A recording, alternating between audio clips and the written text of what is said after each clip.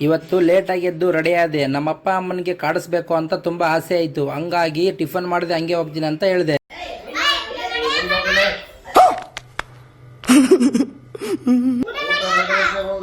ಏನಿನ ದುರ್ಗಿ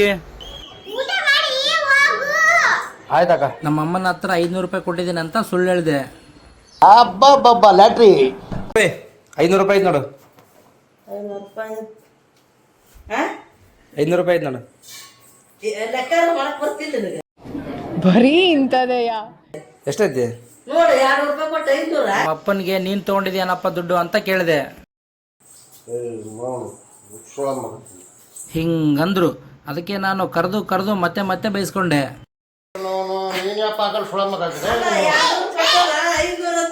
ಆದ್ರೂ ನನಗಂತೂ ಸಮಾಧಾನ ಆಗ್ಲಿಲ್ಲ.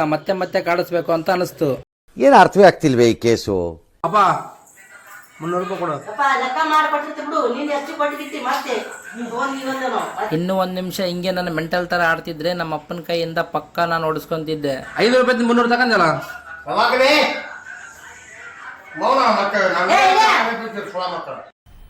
ಮಜಾ ಆಯಾ.